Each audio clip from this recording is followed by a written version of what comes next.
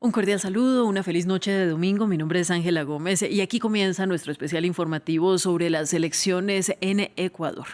Vamos a dar inicio para hablar después de que cerraron las urnas a las 5 de la tarde y el conteo de votos que se desarrolla por el momento con normalidad. En esta contienda de 16 candidatos presidenciales y que también incluye la renovación del Congreso, que pasará a tener de 137 a 151 asambleístas.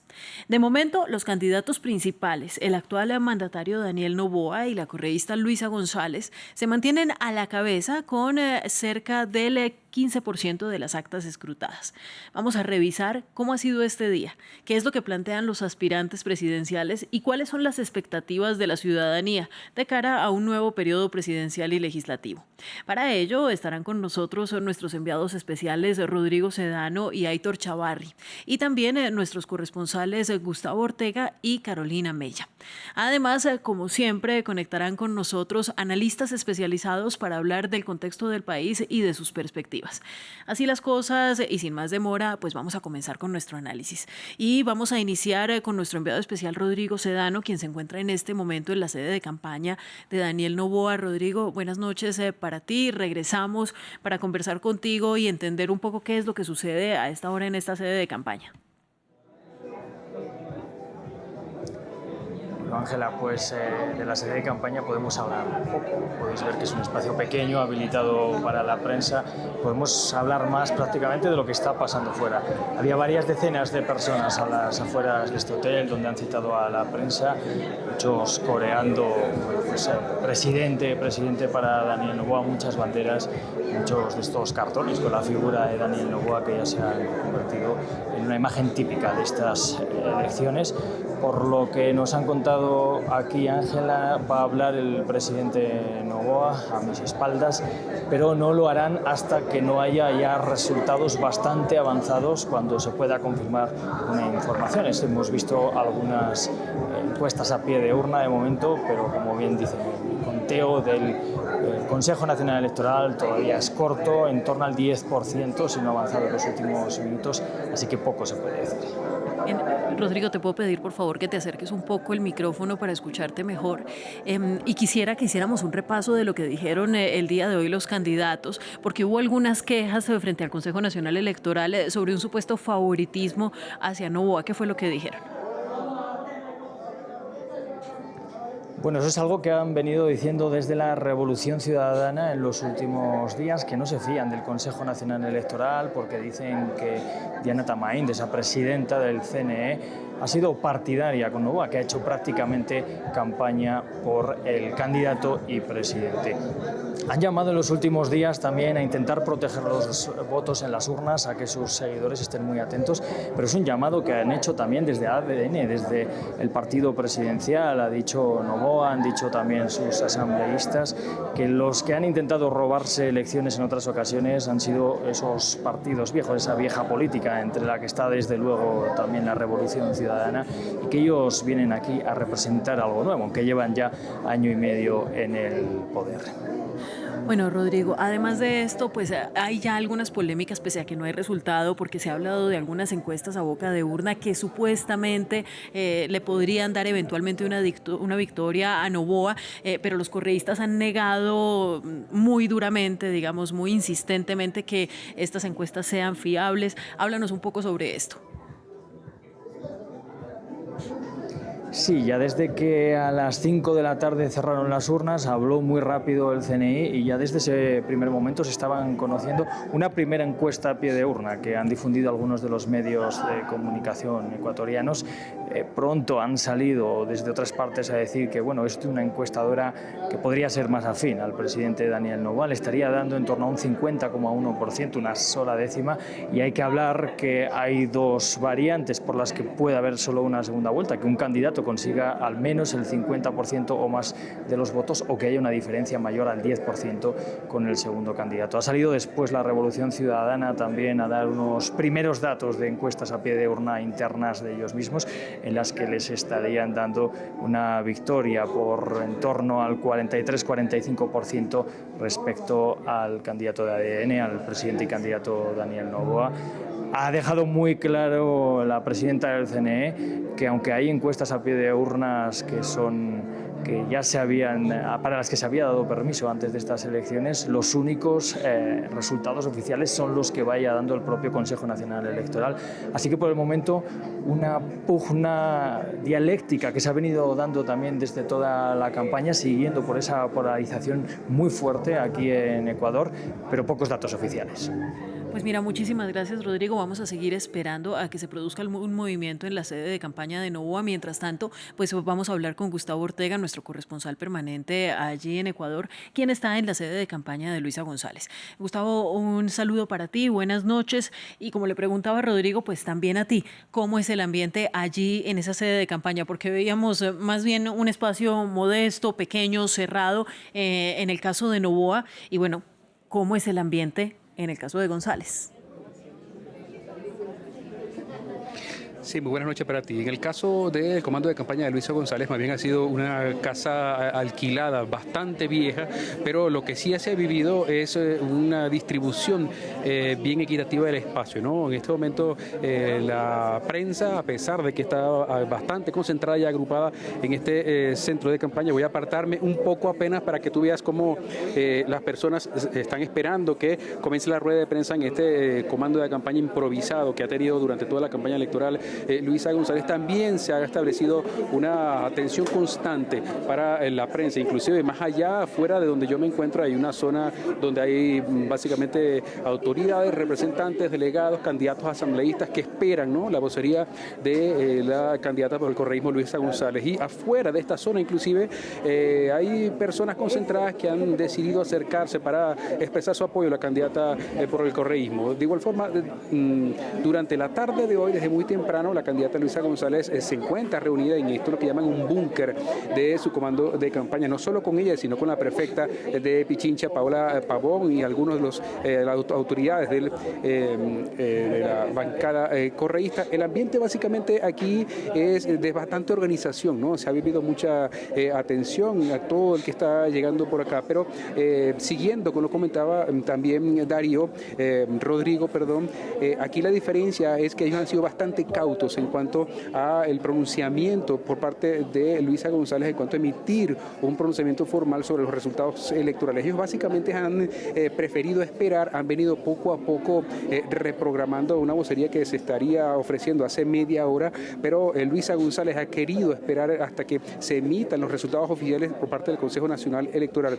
Dado cuenta también de que específicamente lo que explicaba Rodrigo, aquí en el comando de campaña de Luisa González se recibe con bastante cautela, porque ellos, según ellos denuncian, las encuestas que estarían ofreciendo estos primeros resultados a boca de urna que estarían favoreciendo a Daniel Noboa no son los resultados que ellos ofrecen. Inclusive el expresidente de la República, Rafael Correa, hacía unos pronunciamientos más tempranos en cuanto a cómo se estarían manipulando este tipo de resultados. A juicio del expresidente Rafael Correa, ellos dicen que se estaría llevando un aproximado de 5 puntos porcentuales a favor del candidato presidente Daniel Noboa. Hace de tan solo algunos minutos también nosotros podíamos conversar con la asambleísta Garzón. Ella nos explicaba que ellos inclusive tienen, a diferencia de las encuestas que son pagadas por intereses del candidato Daniel Noboa, ellos están recibiendo las actas, que específicamente las actas de totalización de lo que son esas actas que se imprimen directamente de las máquinas una vez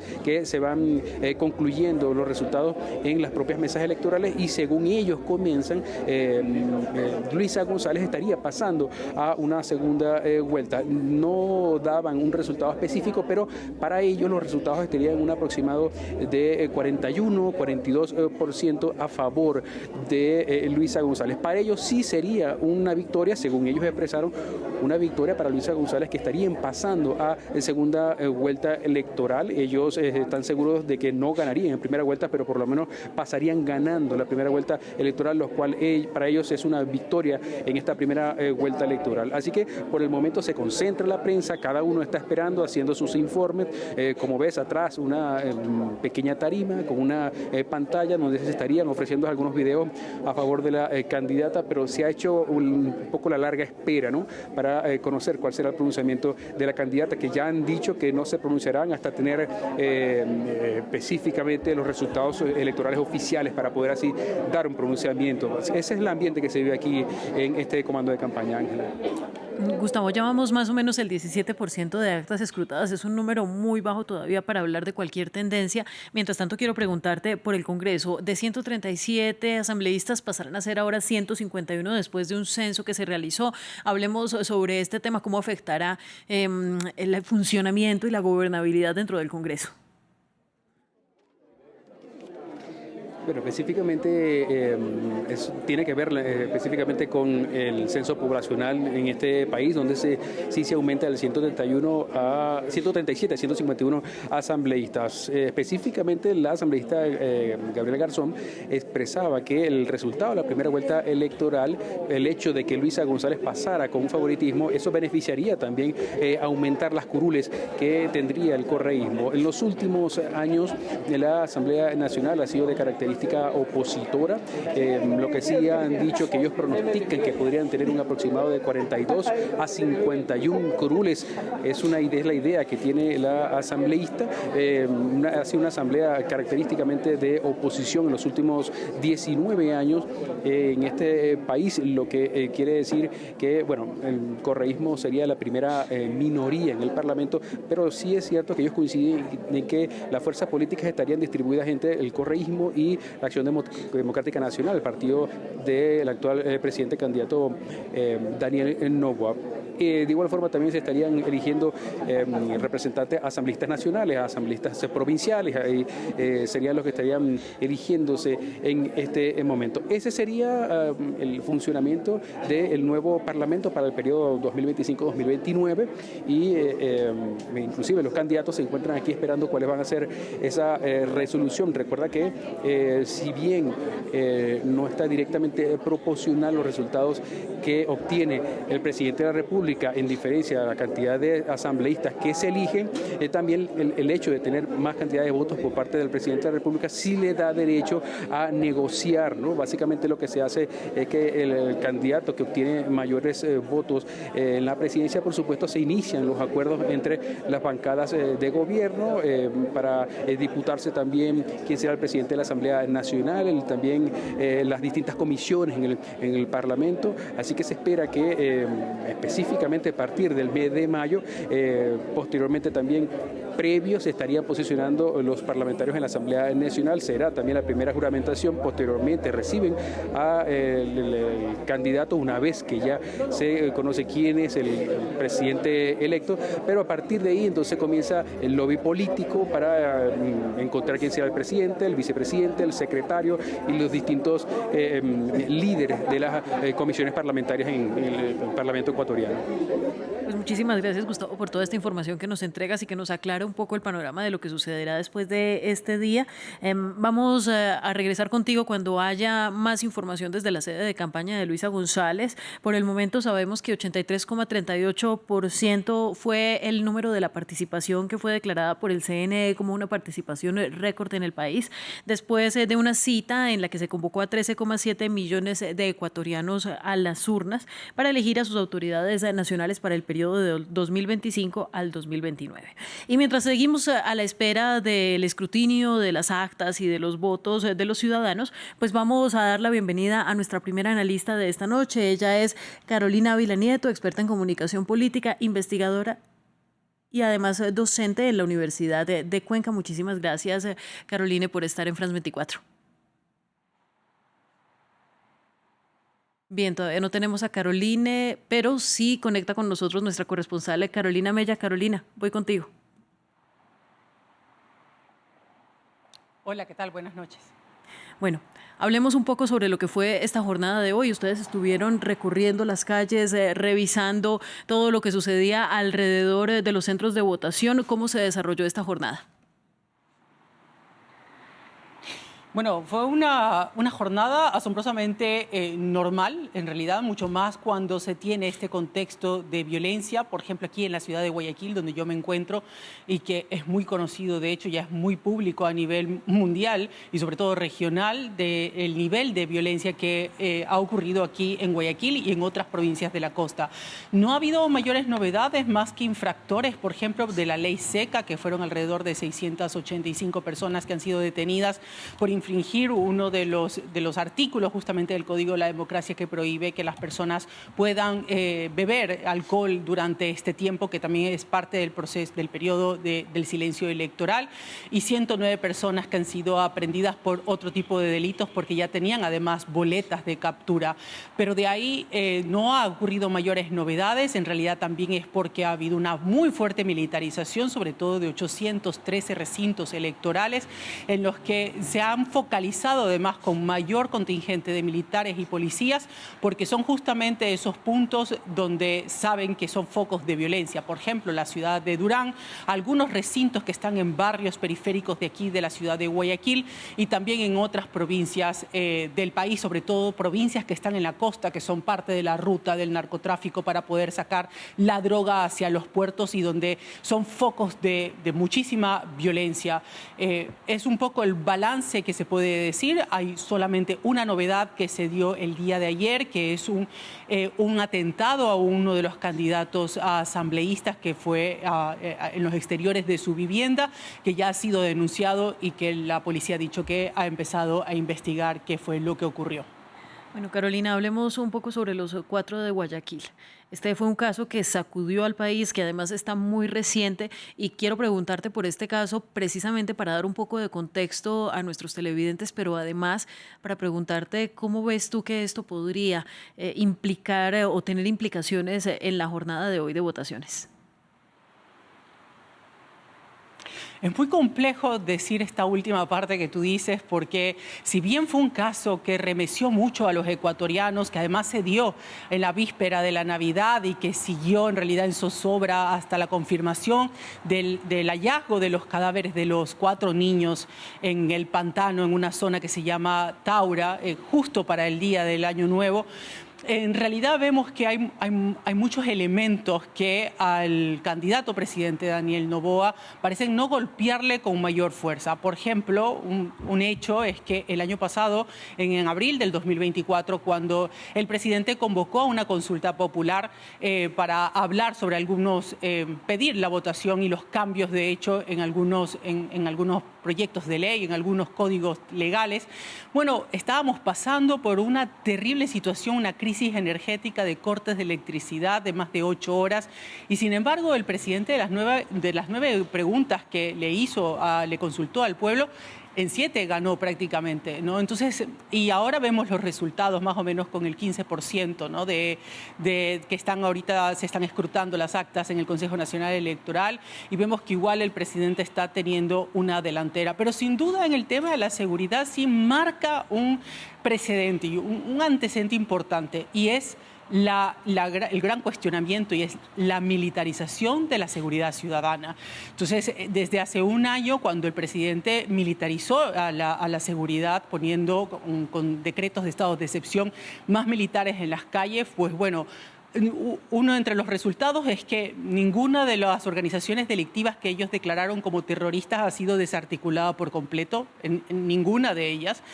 Todavía ni siquiera al preso alias Fito, que es el líder de los choneros, ha podido ser capturado desde hace un año cuando se fugó de la cárcel de máxima seguridad de la regional aquí en Guayaquil.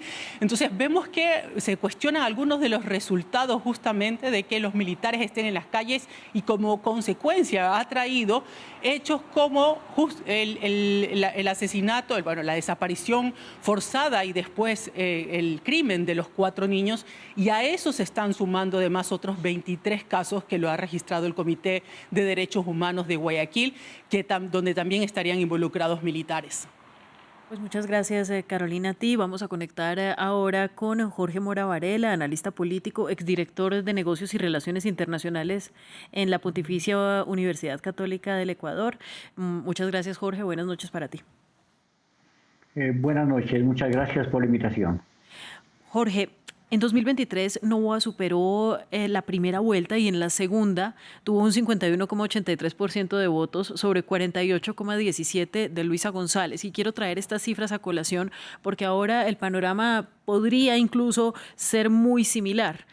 Estando tan cercanos estos dos candidatos, pues ¿qué podría ser el punto de inflexión que marcara la diferencia de cara a la finalización de esta jornada, sea ya con una segunda vuelta o con una elección presidencial?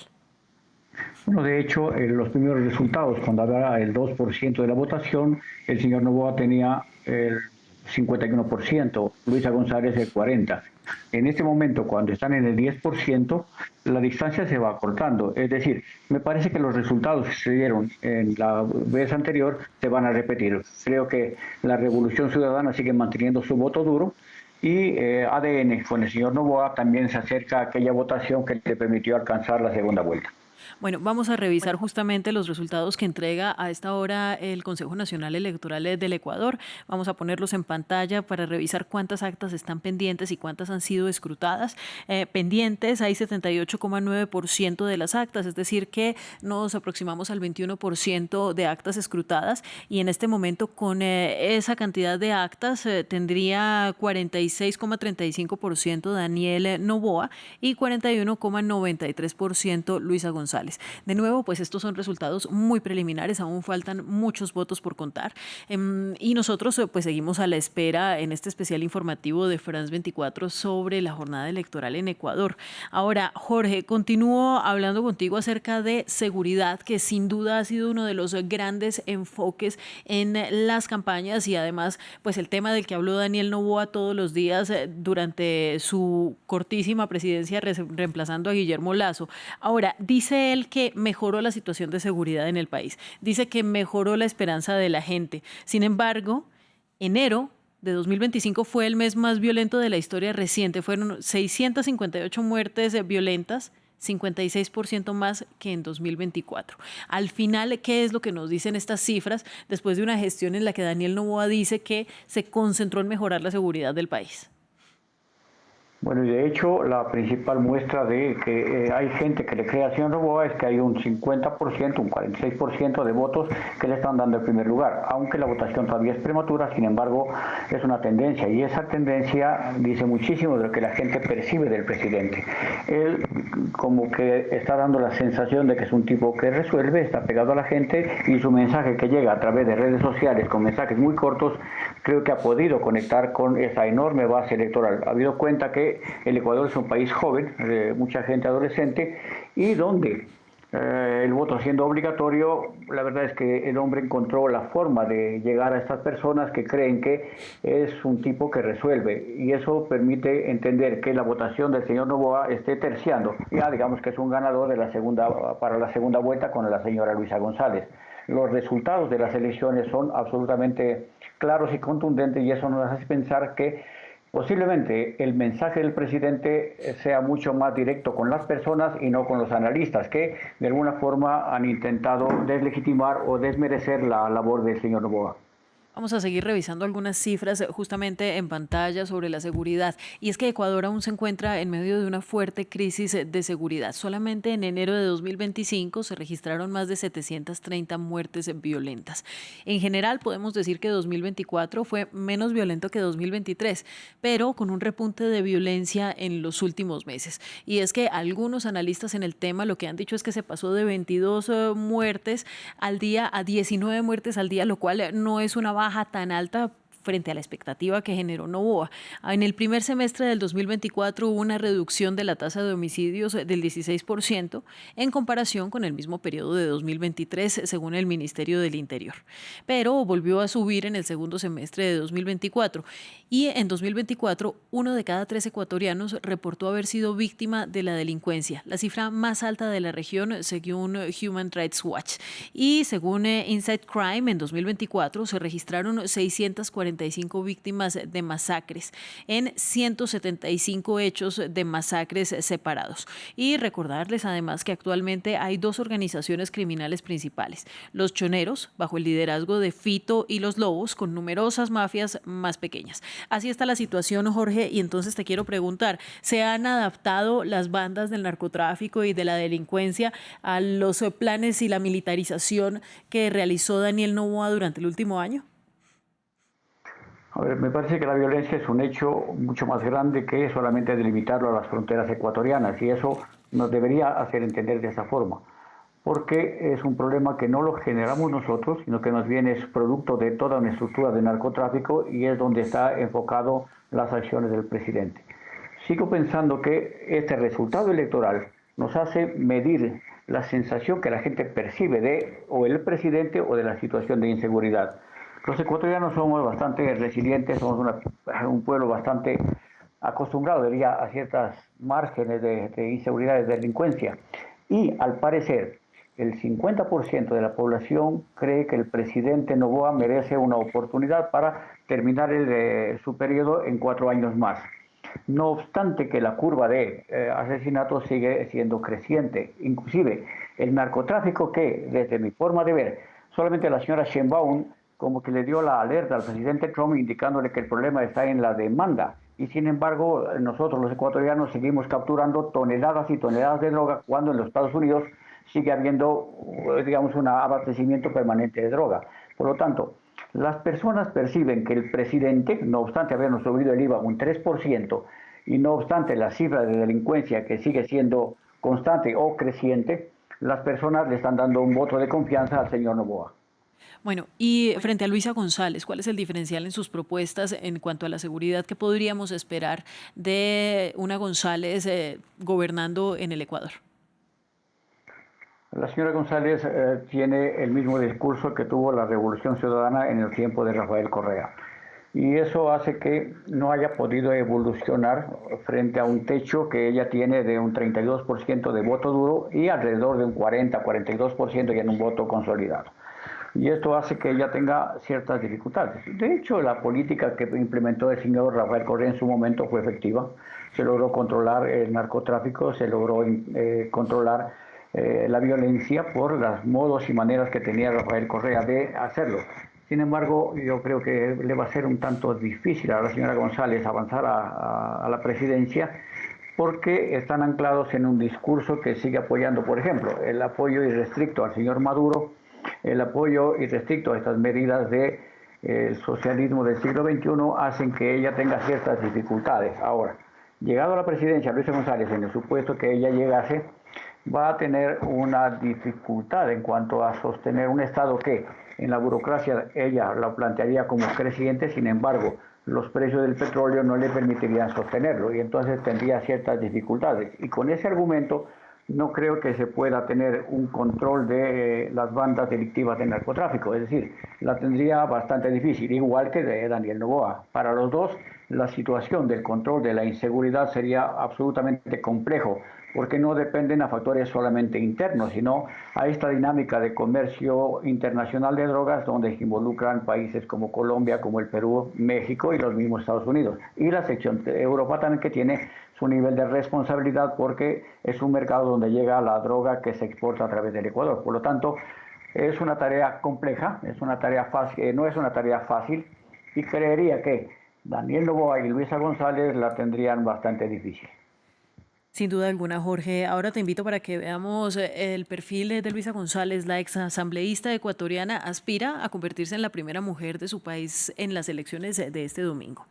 La referente del movimiento Revolución Ciudadana del partido del expresidente Rafael Correa podría ser una vez más quien dispute un eventual balotaje con Daniel Noboa, según marcan la mayor parte de las encuestas. Sin embargo, algunos sondeos señalan una ventaja para el actual mandatario. Vamos a ver el perfil de la candidata. Luisa González, la candidata presidencial del opositor partido Revolución Ciudadana, insiste en la idea de cambio para Ecuador. cercana al expresidente Rafael Correa, usó en su campaña la idea de revivir Ecuador, en una alusión a los tiempos del correísmo. Durante la campaña, González trazó una rivalidad con Noboa, a quien llamó hombre de cartón, y ubicó al millonario mandatario en una suerte de élite. Nos gobiernan indolentes, nos gobierna gente que no sabe lo que sentimos, que no sabe de qué estamos hechos, que no sabe cómo vivimos, que no entiende más allá de sus caprichos y sus vanidades. En su acto de cierre en Guayaquil, habló de sus promesas de inversión en educación, salud y empleo, a la vez que se ocupó de la inseguridad, una preocupación central de los ecuatorianos, ya que la tasa de homicidios violentos sigue en niveles récords. En 2023, González habló explícitamente de mano dura, pero ahora hizo hincapié en la justicia social. No se puede hablar de control a la violencia sin pensar en la justicia social, en construir un Ecuador de paz, no de guerra, de paz. Queremos paz. González tiene una custodia oficial ya que recibió amenazas durante la campaña. En esta contienda también propuso restituir los ministerios de Coordinación de Seguridad y el de Justicia, Derechos Humanos y Cultos, cerrados durante el gobierno de Lenín Moreno. Como referente del correísmo, camina en un delgado filo entre asociar su imagen al expresidente y en tratar de ir más allá de él. He dicho públicamente que el presidente Rafael Correa va a ser mi asesor.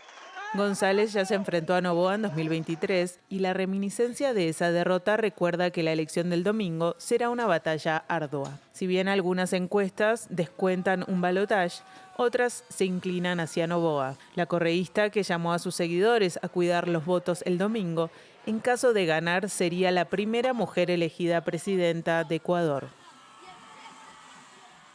Continuamos en este especial de France 24 sobre las elecciones presidenciales y de congresistas en el Ecuador y vamos a revisar una vez más cómo va el escrutinio de las actas de las votaciones del día de hoy.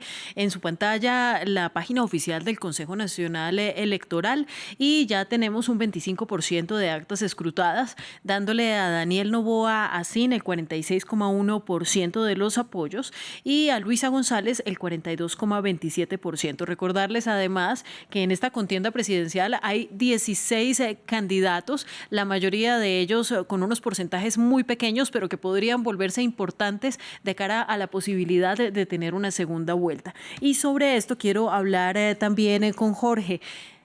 ¿Cuál sería el papel de todos estos candidatos que aquí no representan grandes porcentajes en la intención de voto a la hora de hacer coalición para la segunda vuelta?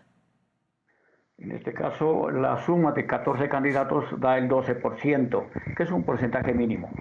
Y ahí está la base sobre la cual los candidatos podrían llegar a la presidencia. En esa curva y en ese momento, la diferencia entre Daniel Noboa y la señora González es de 3.7 puntos, que se va acortando. Cuando partió casi de 10 puntos, ahora está en 3. Posiblemente se mantiene la tendencia de la curva. Es posible que al estar en el 50%, la señora González tenga un empate con el señor Noboa y posiblemente al final de la votación, si se mantiene la curva de votación, es posible que la señora González termine ganando la primera vuelta con alrededor de 2 o 3 puntos porcentuales. Eso si le hacemos una proyección geométrica, una proyección aritmética a la curva. Y en esa medida, por supuesto, el 12% que acaparan los 14 candidatos restantes es determinante. Ellos van a decidir quién podría ganar. Y hay un porcentaje muy importante que es aquel de Pachacutic, que tiene el señor Leonidas Issa. Y ahí se vuelve un elemento decisorio.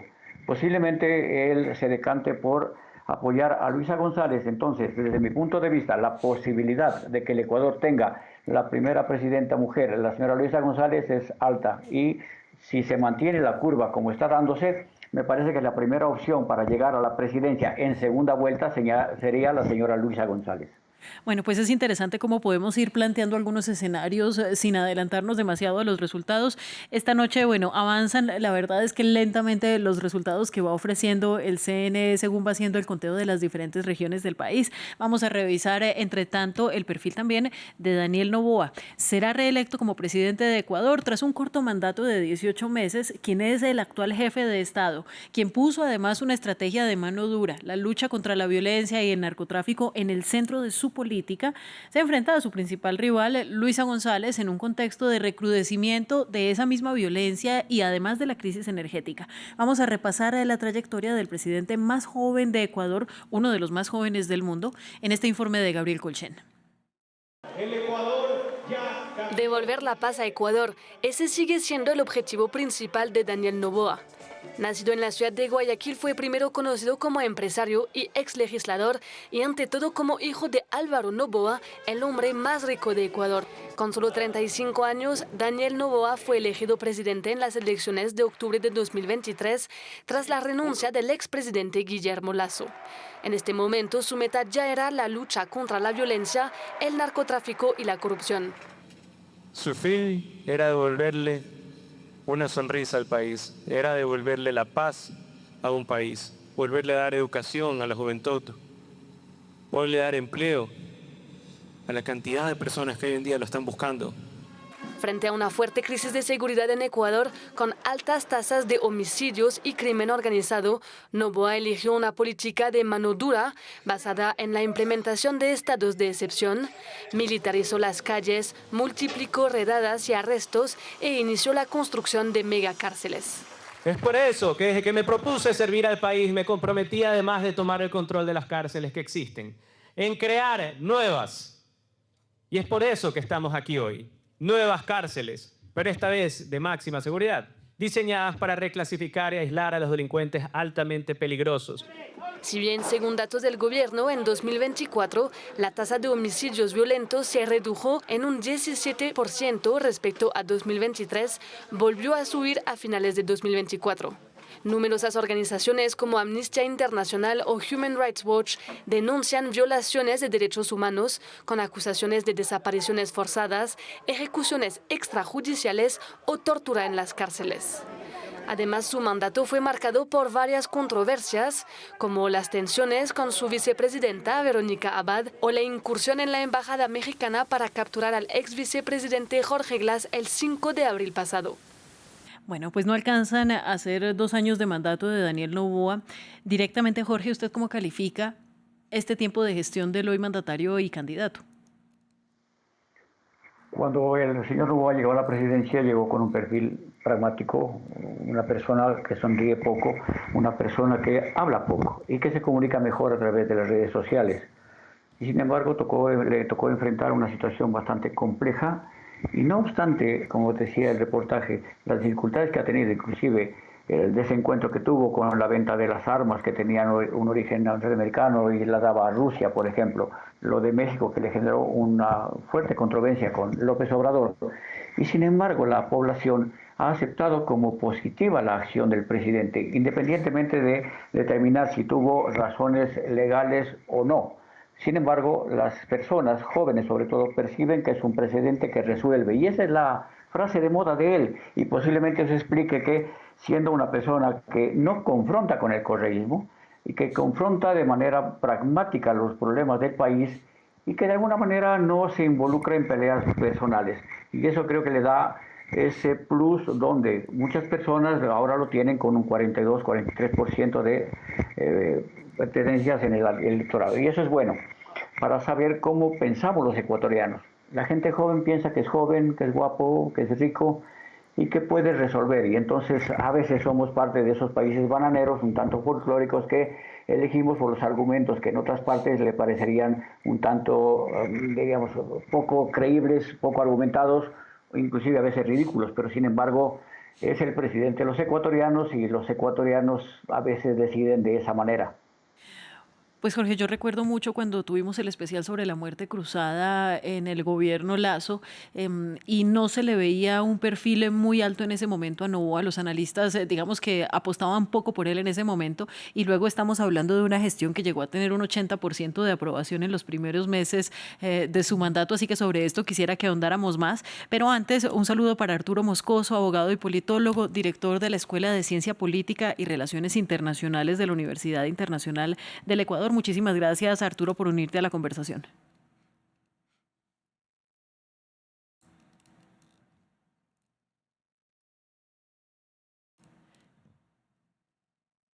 Bueno, tenemos algunos problemas de audio, así que vamos a continuar conversando por el momento nosotros, Jorge, y hablemos ahora propiamente del balance del plan Fénix, porque evidentemente si uno revisa las cifras y ve que los asesinatos disminuyeron del 22 personas al día a 19 personas al día, pues el plan no cumple con la expectativa.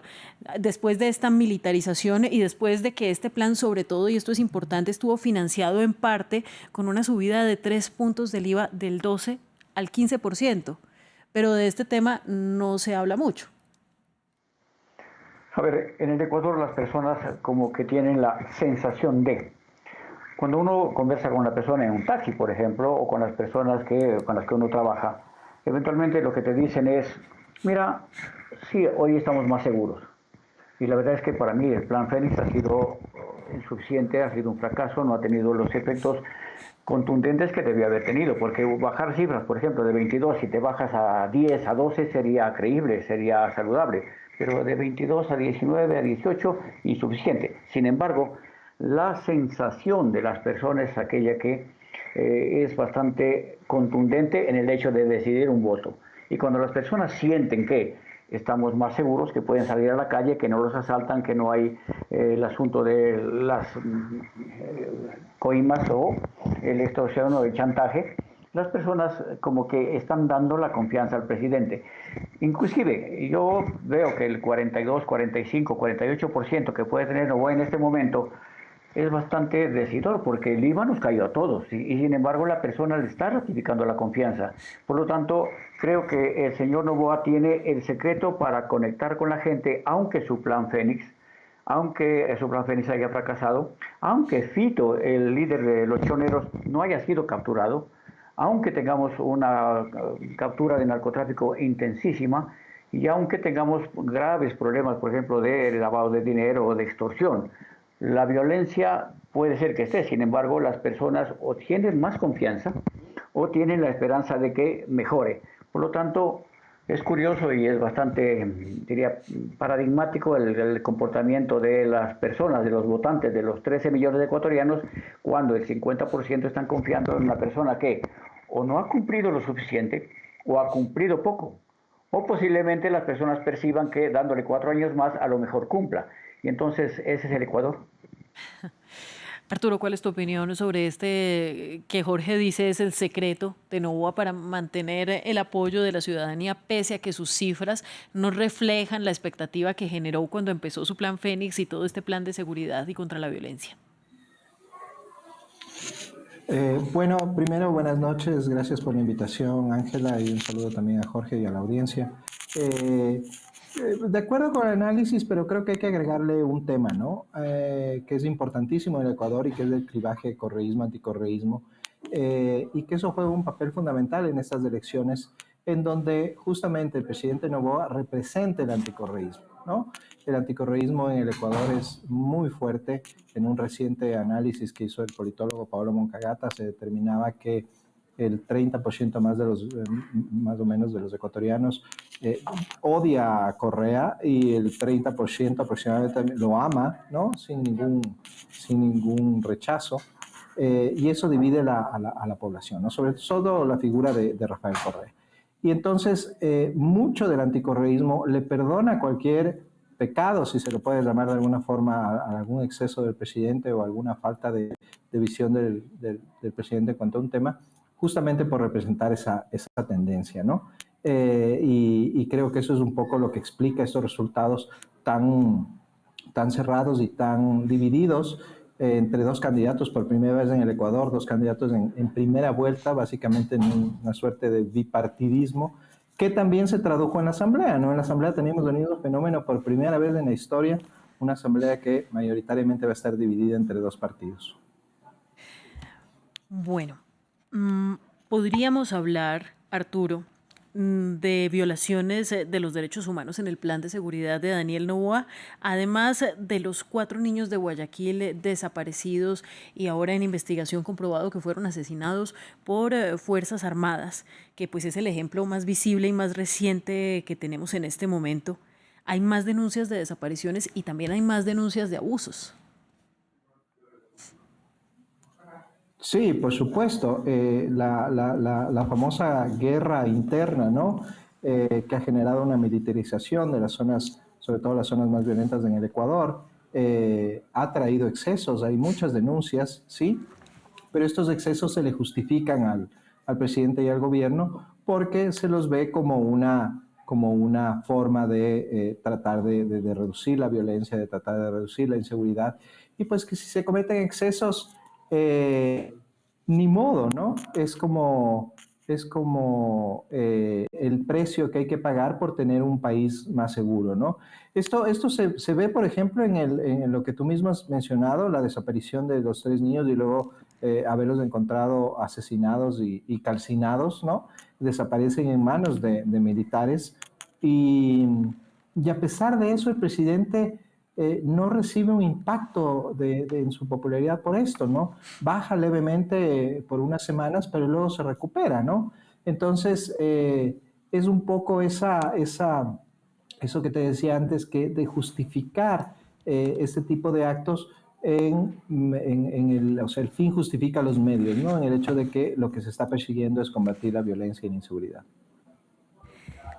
Hay algo muy importante y es que un año después de que Daniel Noboa declarara esta guerra contra el crimen organizado, el país se empezó a enfrentar a un aumento de los desplazamientos forzados y entonces tenemos ahora miles de personas más que huyen de la escalada de la violencia y que empiezan a unirse a esta ruta migratoria que busca pasar hasta la frontera con México y luego hasta la frontera con Estados Unidos. Y pues aquí entra otro jugador muy importante que es el presidente Donald Trump y que llega pues a imponer una política internacional que no habíamos visto probablemente nunca en Estados Unidos. ¿Cuál sería el papel del nuevo presidente o presidenta en negociaciones con Donald Trump para trabajar sobre esta ruta migratoria? Bueno, de lo que hemos visto, el gobierno de Daniel Noboa, si es que gana o se reelige, tendrá una apertura hacia lo que solicite Trump, a los pedidos que haga Trump. Ya se ha visto esa tendencia en el gobierno y esa relación probablemente se profundice, lo que incidirá definitivamente en el tema del tratamiento de los migrantes y el Ecuador como un puente migratorio para, por ejemplo, venezolanos o de otras nacionalidades, ¿no? Entonces, habrá cambios en eso. En el caso de que fuera la candidata correísta, Luisa González, la dinámica será otra, ¿no? Porque el correísmo más bien es muy distante al gobierno estadounidense, más distante aún por sus tendencias ideológicas y por su cercanía al gobierno de Venezuela y a otros gobiernos y a este famoso socialismo del siglo XXI. Pero de todas formas, lo que hemos visto del gobierno de Trump es que no admite que se le rechace, ¿no? Entonces, mucho apalancamiento, mucho poder en la negociación no tendrán tampoco, ¿no? Y probablemente tengan que finalmente adaptarse a las políticas que exija Trump que se adapten, ¿no? Somos un país muy pequeño, dependemos en gran medida, o la mayoría de nuestras exportaciones van hacia Estados Unidos. Entonces no podemos tener problemas con nuestro principal socio comercial, ¿no? Bueno, mientras que nosotros conversamos aquí, ya estamos casi en el 32% de actas escrutadas. Vamos a revisar las cifras. En este momento, con 68,29% de las actas pendientes, Daniel Noboa Sin acumula 45,63% de los apoyos y Luisa González, la correísta, acumula 42,95% de los votos de los ciudadanos. Vamos ahora a reconectar con nuestro enviado especial a Quito, Rodrigo Rodrigo Sedano, quien además se encuentra a la espera en la sede de campaña de Noboa. Rodrigo, regreso contigo para preguntarte también por este tema de la seguridad, sobre la percepción ciudadana y sobre lo que ustedes han podido ver durante estos días de cubrimiento especial. Pues Ángela, ya sabiendo que estamos con ese conteo avanzado, probablemente quede poco tiempo para que hable el presidente y candidato Daniel Noboa aquí. Sobre esto que nos comentas, te puedo comentar, nosotros estuvimos hace un año también aquí en Ecuador y la situación era muy diferente. En aquel momento había una ola de violencia muy fuerte, tras la fuga también de alias Fito de la detención en Guayaquil, con varios motines en varias cárceles. Y la percepción es que había miedo de verdad en un país que además no estaba tan acostumbrado a una ola de violencia como esa. Quizás sí estaban acostumbrados en países vecinos como Colombia. En aquel momento también se veía mucha tranquilidad en las calles, menos gente, menos afluencia de gente, y ahora la percepción es diferente. Obviamente sigue habiendo preocupación por esa delincuencia, por esa violencia, pero aquí en Quito, al menos en la capital, no es lo mismo que en Guayaquil, lo sabrá mucho mejor Carolina, que es la que vive allí, ¿verdad? Nosotros hemos podido hablar también con la gente durante estos días, durante esta jornada de votación, y sí que tengo la sensación de que, bueno, al menos se han acostumbrado en esta capital, donde quizás ha aumentado un tanto la violencia, probablemente también en barrios más populares, en más barrios del sur, pero hay tranquilidad porque quizás ha habido otros problemas que han pasado a primer plano. Ha acabado el año con esos apagones que han podido durar hasta 14 horas. Ha habido también cifras malas de desempleo, desde luego, aquí en el Ecuador, y la economía también ha pasado a ocupar una parte de ese espacio que ocupaba el crimen organizado, la violencia en el país. Pero desde luego estos últimos datos que se han conocido en enero probablemente hayan ayudado a que en estos últimos días de campaña mucha gente haya también decidido su voto, porque había mucha indecisión hasta los últimos días, a través de, bueno, ojo, que hemos acabado un 2024 en el que bajó la violencia, pero este primer mes del año 2025 nos recuerda en qué punto estamos. Gracias a ti, Rodrigo. Vamos ahora a obtener las impresiones de nuestra corresponsal Carolina Mella en Guayaquil, y que este es un lugar muy importante, como nos venías contando ya, Carolina, porque es uno de los lugares donde más se refleja la violencia que aún no ha podido ser controlada en Ecuador. ¿Cuál es la percepción hoy frente al inicio de mandato de Daniel Noboa y pues esto que evidentemente hará una marca en las decisiones de los ciudadanos? Bueno, un poco, y hay que aclararlo así, que es como la percepción ciudadana, y es que la violencia continúa en unos altos índices, ¿no? Y no solamente por los niveles de criminalidad, sino también por otros delitos comunes, por ejemplo, como el asalto, los robos que pueden sufrir las personas en la calle, en el bus, e incluso, y sobre todo probablemente para los ciudadanos, son las extorsiones y los secuestros, ¿no? Entonces, en este momento, por ejemplo, mientras estamos conversando, Ángela, está todavía secuestrado hace más de una semana el director de un hospital importante aquí en la ciudad de Guayaquil, y no se tiene todavía rastros de él como para saber si se está negociando su rescate. Sabemos que eso igual son investigaciones que tratan de mantenerse como muy en reserva, justamente para no arruinar cualquier tipo de transacción que se pueda hacer ahí, pero lleva más de una semana secuestrado, y esto cuando estamos hablando de altos perfiles, pero en realidad lo que está ocurriendo con las extorsiones y los secuestros es que ocurren a cualquier parte, a cualquier hora del día y en cualquier lugar de la ciudad. Estamos hablando de que no es solamente un empresario o un director, por ejemplo, de algún tipo de institución como este caso que te estoy comentando, sino que además son ciudadanos, el señor, el dueño de la despensa que vende frutas, verduras, el señor que tiene tal vez un local de comida muy pequeño, e incluso las personas en muchos de los barrios de Guayaquil, que además son asentamientos irregulares, pues también los extorsionan para existir, por vivir, por respirar prácticamente cada semana, y esto yo he podido comprobarlo en las calles y en estos barrios muy marginales además, donde el Estado no entra, donde falta agua potable, muchas veces alcantarillado, electricidad, donde están lejanos las escuelas y los servicios básicos.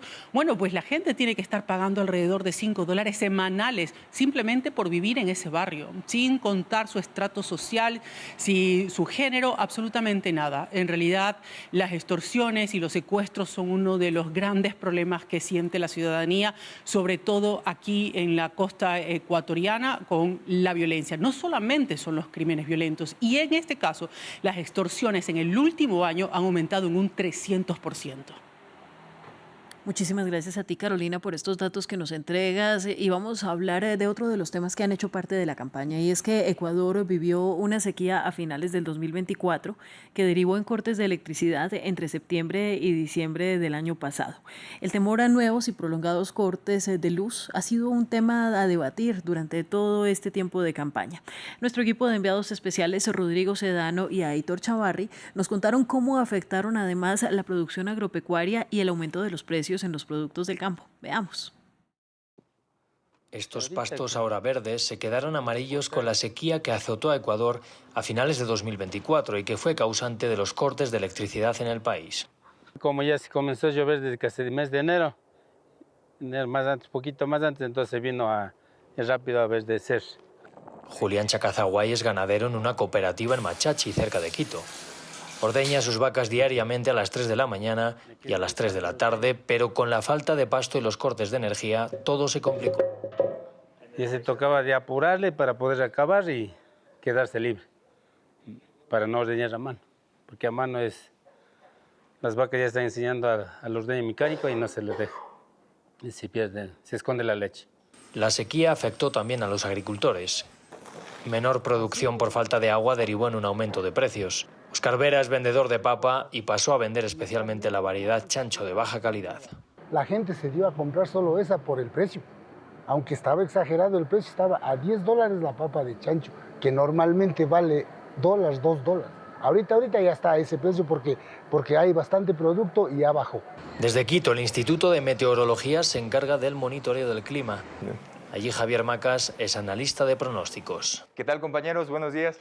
En 2024 comprobaron que las lluvias se volvieron irregulares. Eso fue lo que pasó el año anterior. Tuvimos nosotros meses que sí llovieron muy fuerte en cortos días, pero luego pues era deficitario y se agravó mucho más el tema de la sequía.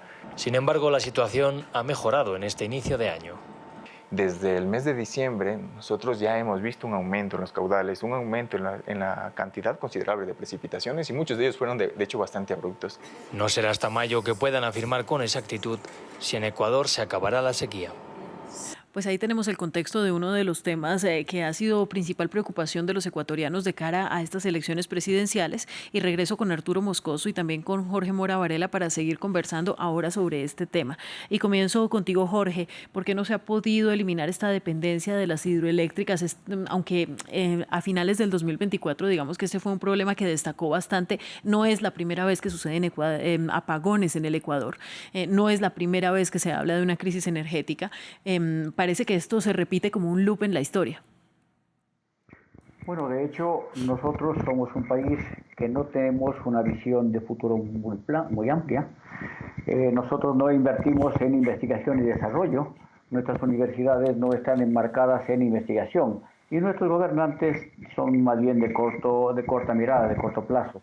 Por lo tanto, no se ha puesto mucha atención a otro tipo de formas de energía. Es impensable, por ejemplo, para nosotros, nadie lo piensa porque se sataniza con aquello de Chernobyl, la energía atómica. Aquí decimos no. O la energía solar, o la energía eólica, o cualquier otro tipo de energía que no sea aquella que depende de la lluvia, depende de los ríos, de los embalses. En este caso nos ha faltado algo de visión, un poco más de modernización respecto a lo que hacen los otros países en el mundo. Y hemos estado siempre anclados a culpar al político de turno y no hemos entendido que este problema del calentamiento global nos va a llevar indefectiblemente, quien gobierne, a que tengamos estas faltas de energía. Y por lo tanto, creo que es un problema estructural, es un problema de mentalidad. Y yo creo que tanto el candidato Daniel Noboa, en este caso, o la señora González, que son los únicos finalistas posibles, tendrán que echar mano o apelar a otro tipo de opciones para solucionar el problema, que de hecho se va a venir. Ahora en la mañana que ya veo que no nos llueve, ya uno está pensando que va a volver los apagones. Por lo tanto, el gobierno no ha tenido la sensibilidad o la inteligencia para encontrar otro tipo de soluciones que, ojo, no serán de corto plazo, es imposible, pero que al menos ya tengamos o estemos pensando en otro tipo de formas de energía para poder solventar esto que va siendo cada vez más frecuente y que de hecho va a ser recurrente. Pues Jorge, yo te agradezco muchísimo por todo el análisis y todo el tiempo que nos has brindado para entender lo que sucede en Ecuador, cuál es el contexto de este país que hoy está en su jornada electoral. Ya no te quito más tiempo, te deseo que tengas una feliz noche y espero que podamos hablar en el futuro una vez que tengamos los resultados y que probablemente esto ya se proyecta para ir a una segunda vuelta. Gracias a ustedes por la invitación, un placer, buenas noches. Pues ha sido un gusto y me quedo con Arturo Moscoso. Arturo, para preguntarte esta vez acerca de la inversión de privados, ¿no? Que tal vez ha sido uno de los asuntos que ha quedado pendientes en medio de los apagones, de la crisis energética. ¿Por qué están reacios a solucionarlo de esta manera? Se concentra mucho en el Estado, digamos, en el gobierno, el tema de la inversión energética.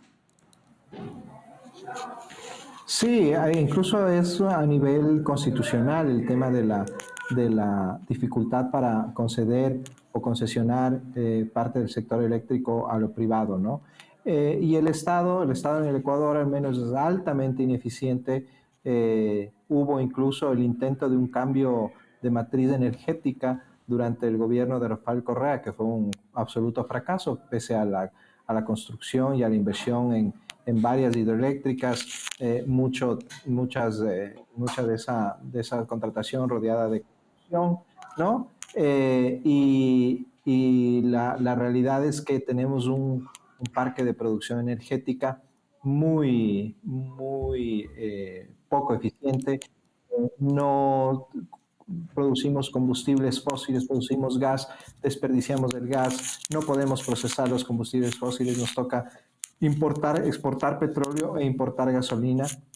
Entonces la ineficiencia es muy grande y esto pues obviamente se ve reflejado en estos apagones que vamos más de 30 años, ¿no? Con el mismo problema y que hasta ahora no se puede solucionar, ¿no? Entonces tampoco se le puede responsabilizar a este gobierno de esto. Evidentemente debió haber previsto con mayor anticipación lo que iba a suceder, no lo hizo, se ve la inexperiencia de los ministros que puso, gente con poco paso por los sectores que iban a administrar, pero claro, ¿no? El problema viene de muchísimo tiempo y ningún gobierno ha sido capaz de solucionarlo, ¿no? Quizá ahora la apertura a la inversión extranjera sea al menos un aliciente para llegar a una solución.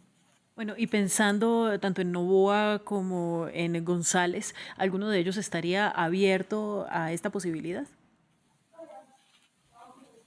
Bueno, Noboa ha hablado directamente sobre el tema, él ha dicho que es necesario hacerlo.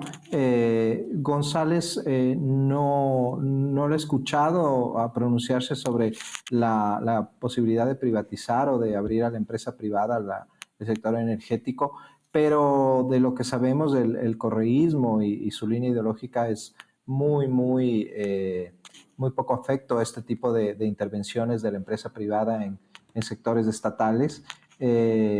Hablan del famoso neoliberalismo y de que privatizar empresas es una medida neoliberal y etcétera, ¿no? Y entonces difícilmente se podrá llegar a una solución de ese sentido. En ese sentido, si es que González llega a ser elegida presidenta, ¿no? Bien, Arturo, ya vuelvo contigo. Vamos a revisar algunos de los datos de los que hemos estado conversando. La producción eléctrica en el país depende en un 72% de hidroeléctricas.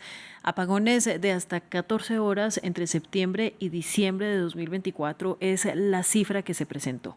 Hablando de pérdidas en la industria, 4.000 millones de dólares. En comercio, 3.500 millones de dólares. Y pues así de grave es la situación que impacta muchísimo, por supuesto, la vida diaria de los ciudadanos. Vamos ahora también a revisar cómo van los conteos de las actas. Este escrutinio que ya se acerca casi al 40%, ya tenemos 37,32% de las actas escrutadas, pendientes 62,6%, y por supuesto que se achica o se acorta la distancia entre Luisa González y Daniel Noboa, al menos para esta primera vuelta. Mientras que Daniel Noboa sí cuenta todavía con el 45,6% de los votos, Luisa González ya tiene un 43,01% de los apoyos. Y regresamos ahora con nuestro corresponsal Gustavo, que también está en la capital ecuatoriana. Gustavo, saludo nuevamente para ti y quiero conversar ahora contigo porque tú has sido la persona encargada de hacer todo el cubrimiento acerca de esta crisis energética, de los apagones, de la necesidad de hacer racionamiento de agua y de energía. Pues, ¿cómo impacta esto la vida de los ecuatorianos? ¿Qué es lo que tienen que decir los votantes al respecto? Bueno, inclusive el candidato presidente Daniel Noboa aseguró durante una entrevista que los apagones sí le habían afectado su aceptación, y él reconocía que los ecuatorianos tenían razones por qué estar alterados, inquietos, molestos de lo que fue este desarrollo de ese momento, aproximadamente 3 meses que los ecuatorianos vivieron apagones. Era realmente impresionante, no hay otra expresión como comentarte cuando uno transitaba por las vías o podías llegar a tu casa y estaba totalmente a la penumbra, y eso también motivó que los ecuatorianos se dieran cuenta que no estaban preparados para enfrentar lo que se estaba viviendo en el país. También en materia laboral, la propia ministra del Trabajo aseguraba que se habían perdido más de 3.000 empleos, dado que inclusive las empresas tuvieron que cambiar sus turnos laborales para poder producir durante el momento que habría energía eléctrica. Las empresas se vieron obligadas a reducir sus turnos, a modificar sus jornadas laborales. También sufrieron inclusive jornadas laborales de hasta 72 horas de desconexión. Hubo también una desconexión del sistema industrial, donde el Ejecutivo Nacional requirió la desconexión al sistema eléctrico nacional. Los grandes consumidores de la energía eléctrica fueron obligados a desconectarse, inclusive por más de 2 semanas. El Ejecutivo Nacional aseguraba que el país se mantenía en una fuerte sequía y era la responsable. Recordemos que Ecuador depende mucho de la energía hidroeléctrica, y de igual forma en este momento, si bien no se mantienen los apagones eléctricos como anteriormente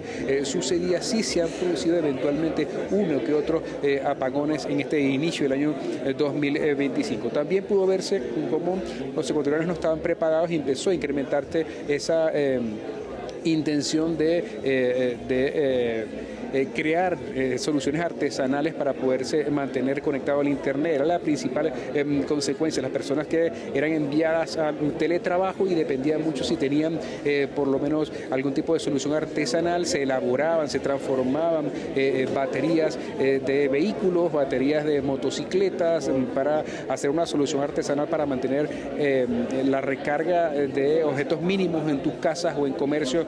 Se modificaban baterías de vehículos por lo menos para poder mantener el alumbrado eléctrico de un pequeño local comercial.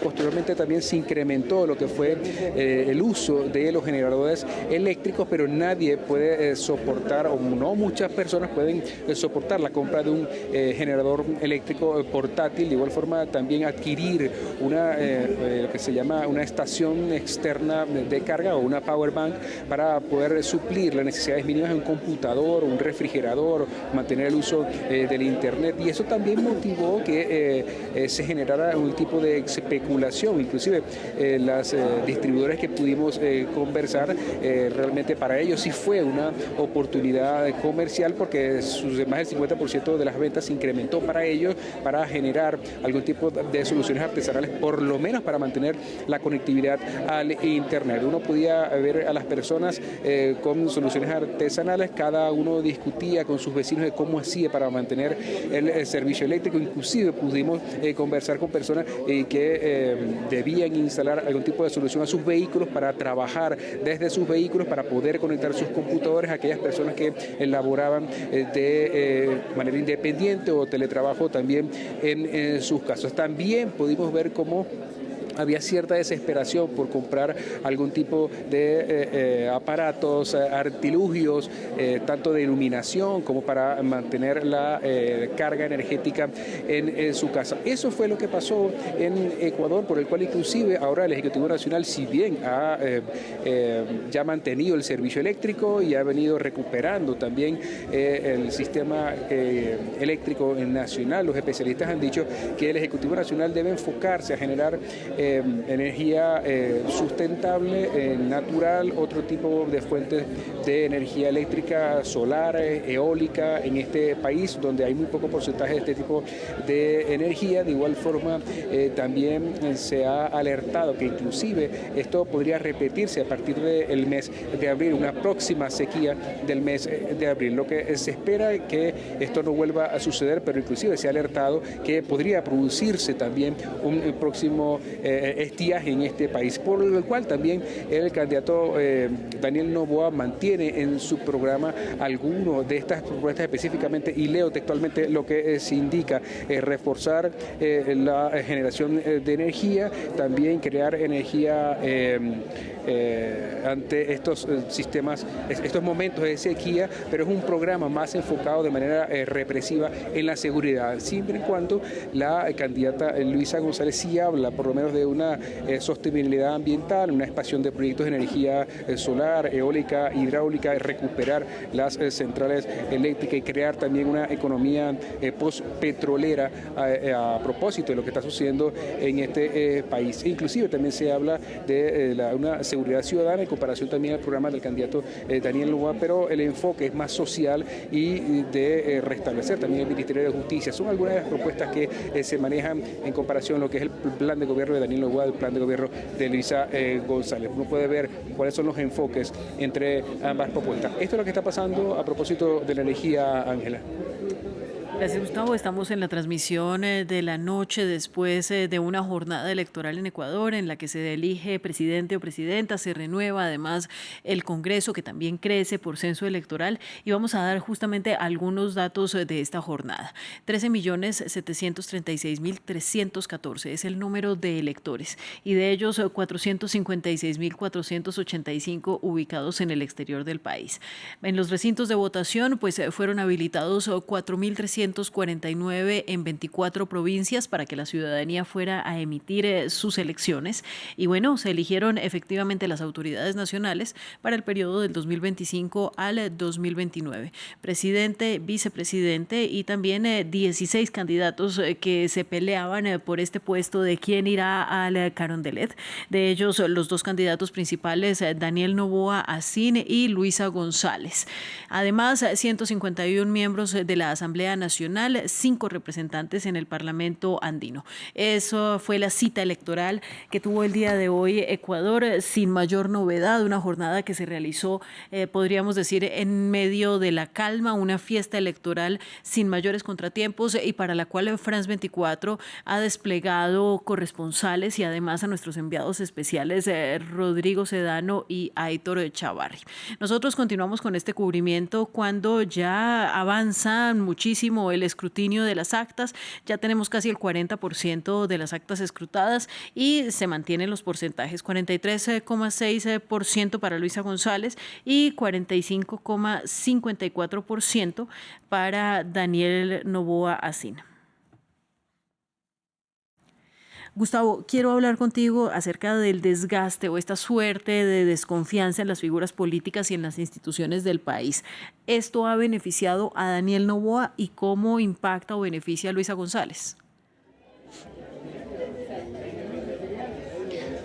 Bueno, el principal cansancio se produce en los ecuatorianos que básicamente desconfían de las instituciones del Estado. Básicamente esto ha venido generando una desconfianza en la democracia en el país. Ha sido uno de los principales retos que tienen que afrontar también los distintos candidatos para acercarse nuevamente a sus electores. ¿Cómo ha venido afectando? Bueno, en principio Daniel Noboa había dicho que sí reconocía que crisis eléctrica sí lo reconocía, daba la razón a las personas que debían estar molestas con lo que fue la crisis eléctrica, pero también se ha presentado una serie de desconfianzas. Eso se ha venido desarrollando también a propósito de, sobre todo, esta pugna política que ha tenido Daniel Noboa con su vicepresidenta Verónica Abad, también esta suerte de silencio por parte del Consejo Nacional Electoral. Esto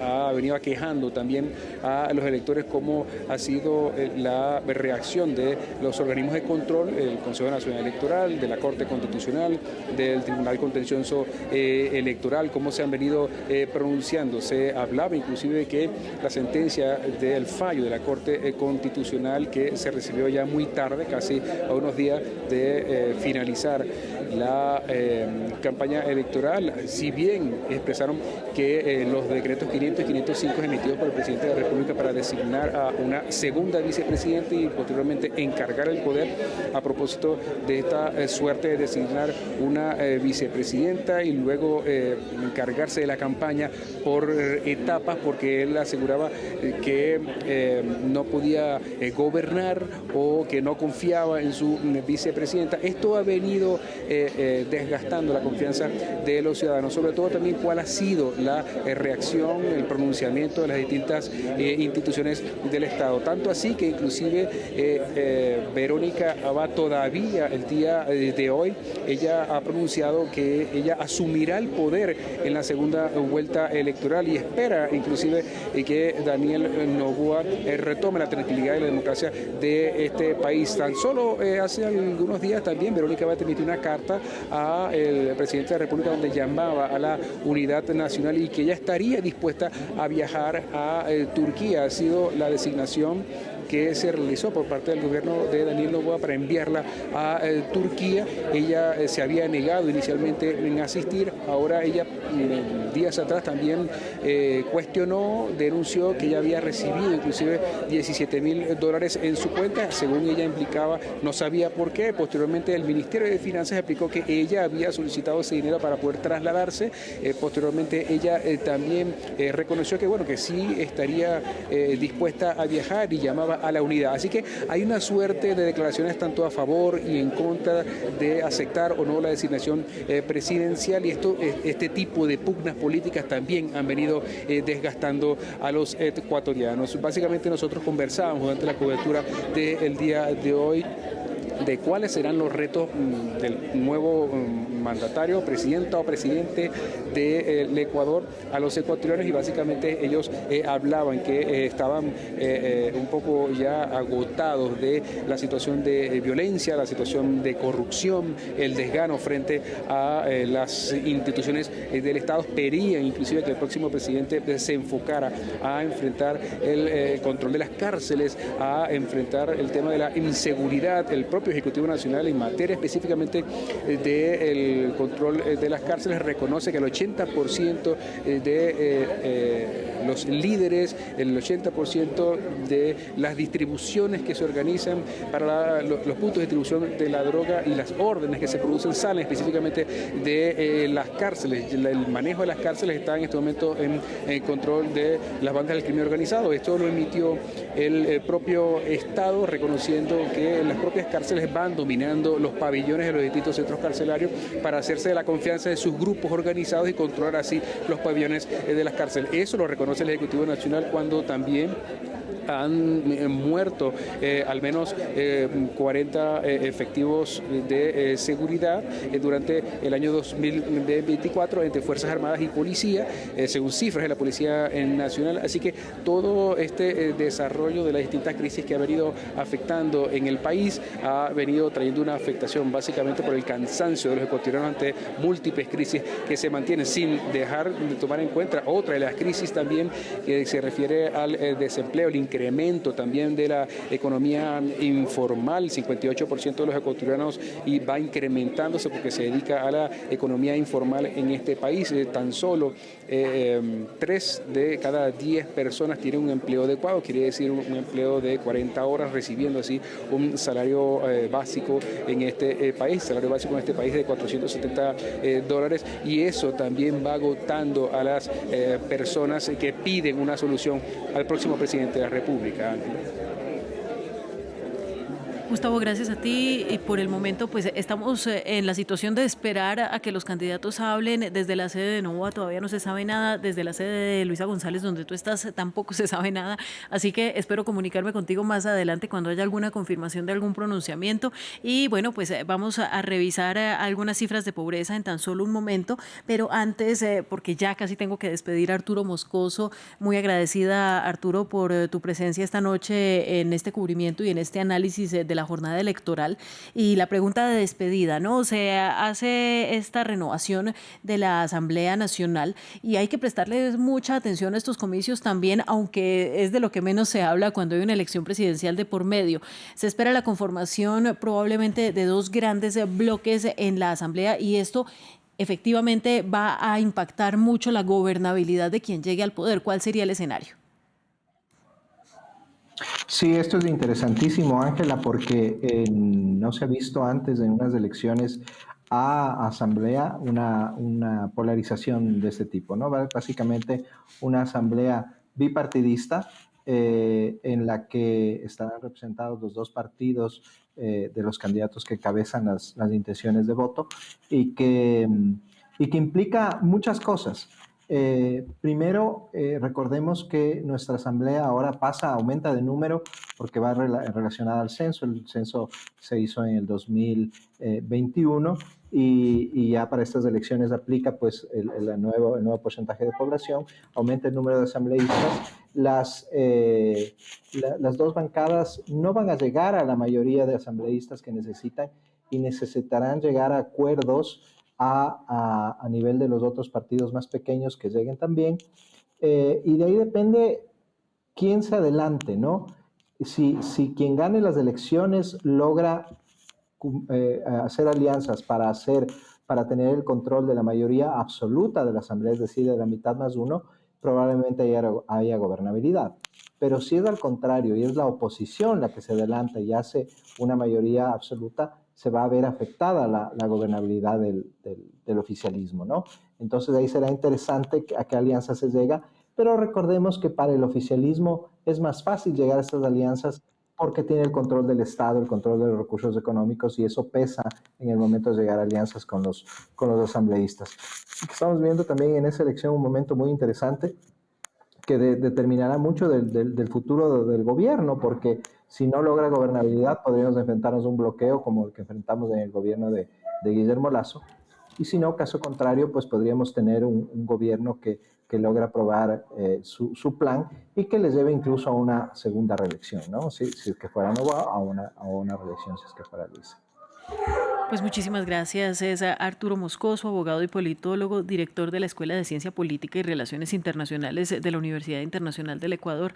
Muchísimas gracias, Arturo, por tu valioso tiempo, por acompañarnos mientras esperamos a que los candidatos se pronuncien, cosa que no parece que va a suceder próximamente, pero nosotros seguimos aquí montando guardia. Que tengas una feliz noche. Gracias, Ángela. Sí, hay que esperar, sobre todo pido con esto, porque los resultados están muy reñidos y pues ninguno puede declararse ganador hasta altas horas de la noche, así que tocará esperar todavía que se pronuncie. Pero te agradezco mucho la invitación, un abrazo y saludos a la audiencia. Pues bueno, vamos a ver si logramos entregarles a ustedes la noticia esta misma noche y si no, pues serán nuestros compañeros de la madrugada quienes entreguen el resultado de esta jornada electoral. Nosotros vamos a continuar analizando, por supuesto. Se conecta a esta hora con nosotros Carolina Ávila Nieto. Ella es experta en comunicación política, es investigadora y docente en la Universidad de Cuenca. Carolina, gracias por estar con nosotros. Muchísimas gracias a ustedes por la invitación y, por supuesto, muy pendientes, ¿no?, de los resultados, coincidiendo con Arturo, que toca esperar, y creo que esa es la manera más adecuada de atravesar esta jornada que ha sido importantísima para el Ecuador y de muchas tensiones, en particular para esos votantes que han estado a la expectativa de estos resultados. Bueno, no conocemos otra manera, Caroline, y para empezar a hacerte preguntas, antes quisiera que revisáramos algunos datos para que nos adentráramos en el asunto económico y hablemos un poco sobre la pobreza, ¿no? El índice de desarrollo humano serían 0,765, lo que ubicó al país en el puesto 83 de 193 países, y esto lo dice el Programa de las Naciones Unidas para el Desarrollo.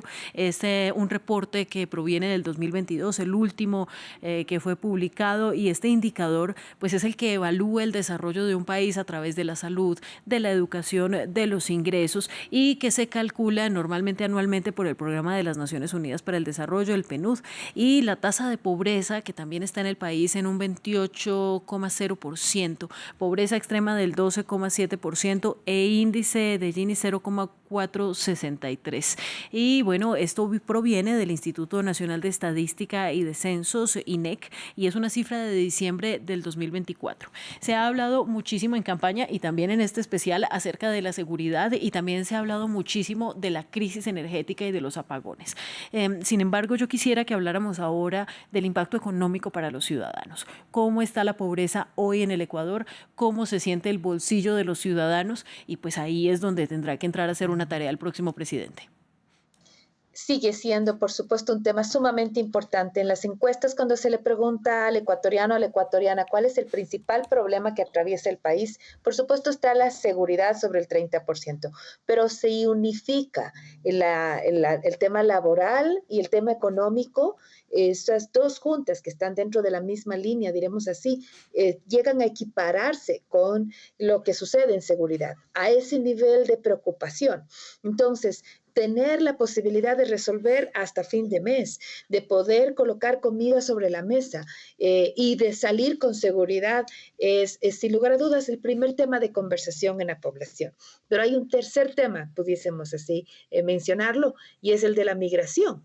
Y cuando el tema de las deportaciones comience ya a calar con mayor profundidad, no solamente será el drama social y humano, que está muy asociado con el indicador de pobreza que tú acabas de resumir, sino adicional a eso, en nuestra, que es una economía dolarizada, vamos a sentir diremos que la pérdida, la reducción de ingresos a partir de las remesas que desde nuestros hermanos ecuatorianos que están trabajando en el extranjero, pues llegan y de alguna manera fortalecen el circulante interno. Entonces todo esto va a apretar un montón, y te digo las cifras en concreto.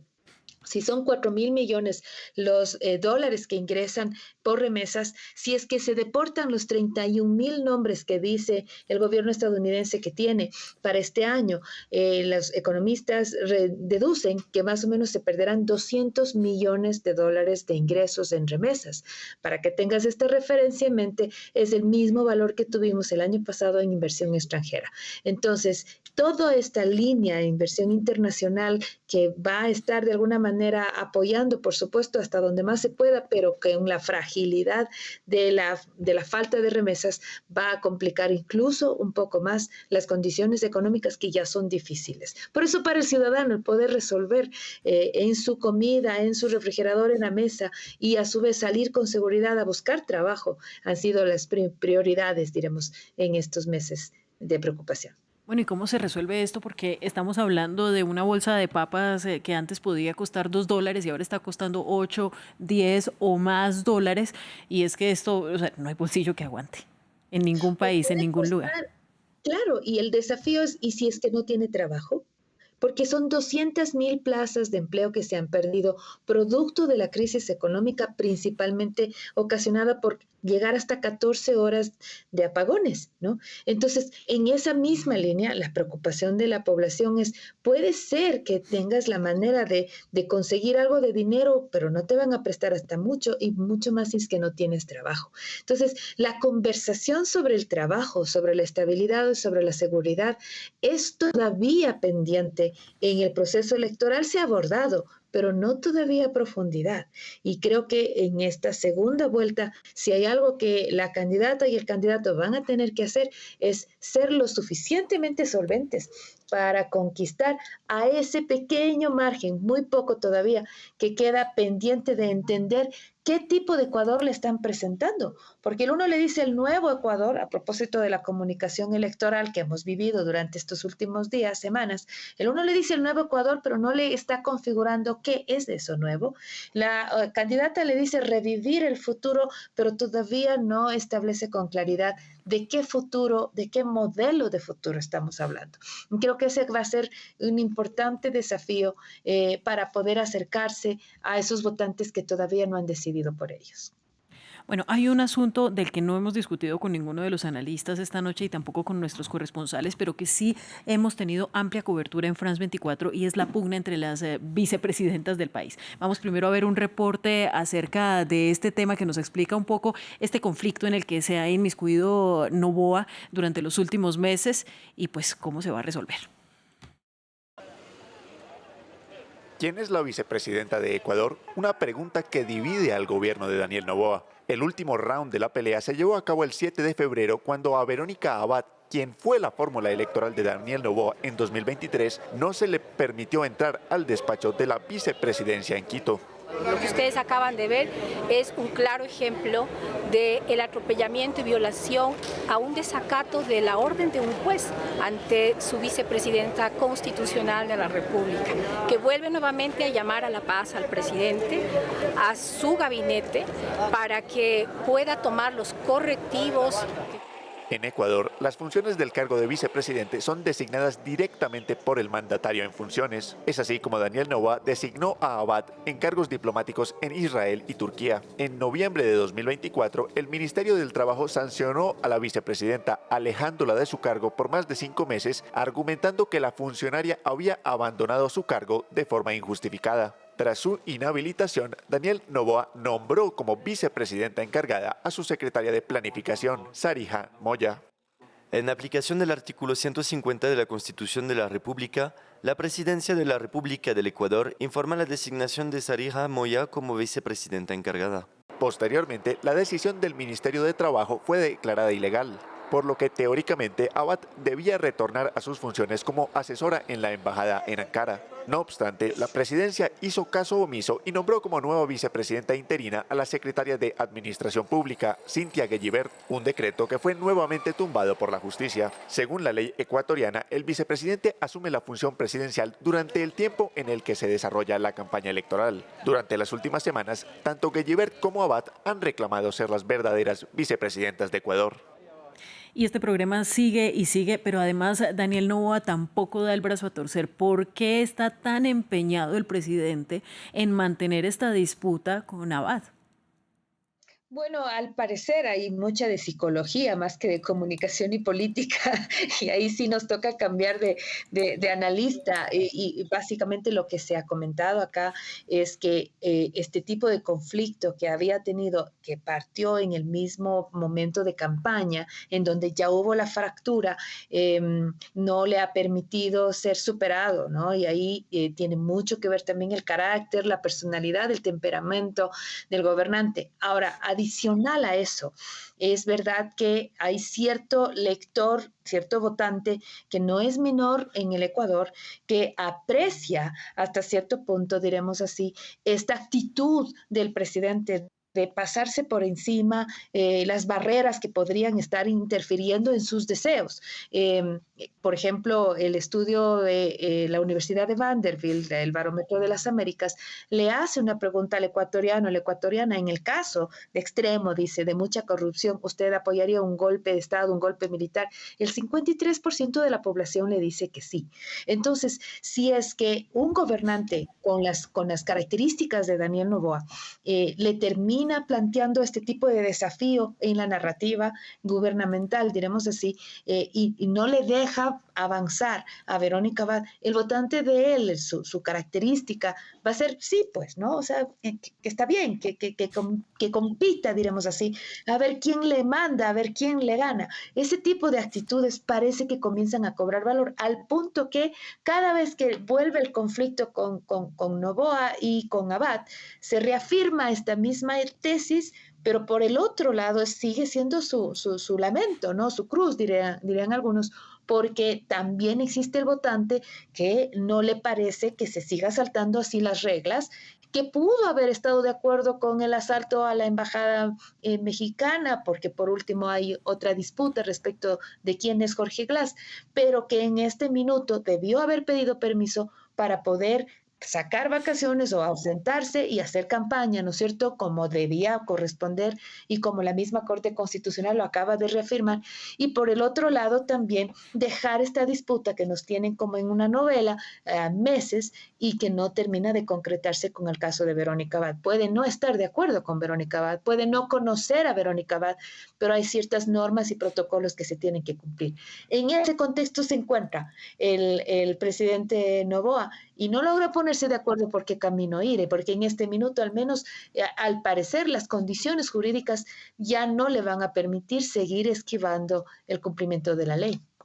Bueno, pero pareciera que Daniel Noboa sabe atinarle muy bien a estas peleas que elige porque no se ve, al menos no en grandes cantidades, la sanción de la ciudadanía a estas acciones, así como a otros resultados de este periodo en el que ha gobernado. Y a propósito de eso, pues vamos a revisar algunos datos. El de la inflación, por ejemplo, es que está en el 0,26% anual, y esto es a enero del 2025, según el Instituto Nacional de Estadística y Censos, INEC. El desempleo, que subió en este año del 27 al 28%, 2,7%, el subempleo en 24,5% y el empleo no pleno de 28,8%, y era así de 28 al 29%. El empleo no remunerado, que fue del 10,9%, según también la encuesta nacional de empleo, desempleo y subempleo al diciembre del 2024. Entonces, aumentan las extorsiones, aumenta la pobreza, el plan Fénix no entrega los resultados que se esperan, no disminuyen lo suficiente los asesinatos diarios en el país, aumenta la migración, el narcotráfico parece imparable porque pareciera que este fenómeno se adapta a cualquier militarización o estrategia de seguridad que se le pone al frente, y pues por esto no podemos culpar solamente a Daniel Noboa. Pero Daniel Noboa sigue repuntando, y es que en este momento, cuando ya superamos el 40% de las actas, tiene Daniel Noboa 45,4% de apoyos. ¿Por qué? Exactamente. ¿Y por qué? Porque tú lo acabas de decir hace unos segundos atrás. No podemos culpar a Daniel Noboa. Cuando la culpa es de varios, pues es de ninguno al final del día. ¿Y qué es lo que sucedió, por ejemplo, en el caso de los apagones, de las 14 horas de apagones? La culpa era de San Pedro porque no llovía, la culpa era de los otros gobiernos porque no hicieron la previsión, y solo para un 30% de la población decían la culpa es del actual gobierno que no supo gestionar adecuadamente la situación. Entonces, cuando las culpas se dividen así, de esta manera, entre 3, entre 4 distintos grupos, tiene en esta instancia el presidente Noboa la capacidad de diluir su propia responsabilidad, y le ha sido bastante eficiente como para explicar ese 45% de votación a pesar de las circunstancias. Lo mismo sucedió con el caso de los niños del sector de las Malvinas, que el 8 de diciembre pasado desaparecen en el contexto de una redada militar y se los encuentra calcinados, y algunas partes nada más para la Navidad o el Año Nuevo de ese año. Entonces, ¿Cuál era la preocupación de la población? Que todos llegaron a conocer esta problemática, por supuesto. Nuevamente, la culpa era de Fuerzas Armadas, de que se les fue la mano, que no tienen la formación, qué sé yo. La culpa, en un tercio, incluso un poco menos, era del gobierno, de acuerdo a lo que la población sentía, e incluso llegaron a pensar, a poner culpabilidades en la familia de los niños, que por qué los papás no los cuidaron, qué estaban haciendo a esas horas de la noche. Y de alguna forma, esto le permite configurar un escenario en donde si la culpa es de todos, él se libra. Ahora, añades a eso, a esta capacidad que ha tenido de restar sus responsabilidades sobre los resultados que este momento están pasando, con la otra idea que tiene la gente, es decir, estuvo solo un año, démosle un poco más a ver qué pasa. Incluso en el ecuatoriano a veces hay este pensamiento que si no le gusta, que si no le parece, lo tumba. O sea, al final del día, si te pones a pensar, hubo una muy fuerte participación de levantamiento y tal contra Lenín Moreno, casi termina su gobierno interrumpido, hubo la muerte cruzada con Guillermo Lasso. Entonces, no es difícil pensar que en el aspecto psicológico el ecuatoriano pueda llegar a decir, le voy a dar este voto, pero no le estoy dando un cheque en blanco. Entonces, hubo y hay mucho de ese comportamiento en el votante de Daniel Noboa, que no necesariamente es él, es quizás inclusive un acto de previsión.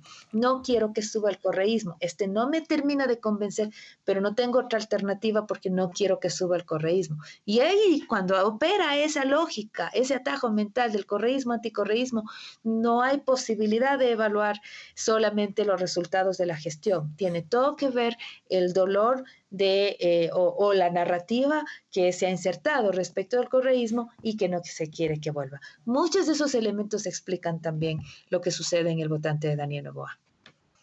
Pues mira, Carolina, yo te agradezco muchísimo por este espacio de análisis. Lo único que lamento es que no podemos conversar más tiempo porque ya estamos llegando al final de este especial en vivo sobre las elecciones en Ecuador. Pero de nuevo, muchas gracias. Sé que vas a continuar monitoreando esta noche, al igual que nosotros, tras la pantalla, los resultados. Nosotros lo que haremos en adelante es seguir cubriendo nuestros informativos a la espera de que alguno de los dos candidatos se pronuncie. En este momento voy a dejar a los televidentes con la última cifra que tenemos a la mano, que es el 47,81% de las actas escrutadas. Sin embargo, las cifras no se mueven demasiado. 45,4% para Daniel Noboa, 43,19% para Luisa González. Y bueno, Caroline es experta en comunicación política, investigadora y también docente en la Universidad de Cuenca. Que tengas una feliz noche y espero podamos hablar próximamente. Será un placer y gracias por la invitación. Un abrazo. Igualmente, también el agradecimiento, como siempre, a nuestro equipo de máster y producción, a todos los periodistas que hicieron posible este especial en nuestra sala de redacción de France 24, a nuestros enviados especiales Rodrigo Sedano y Aitor Chavarri, y también a nuestros corresponsales permanentes en diferentes ciudades del Ecuador. Regresaremos cuando haya una nueva información acerca de esta jornada electoral. Quédense con nosotros.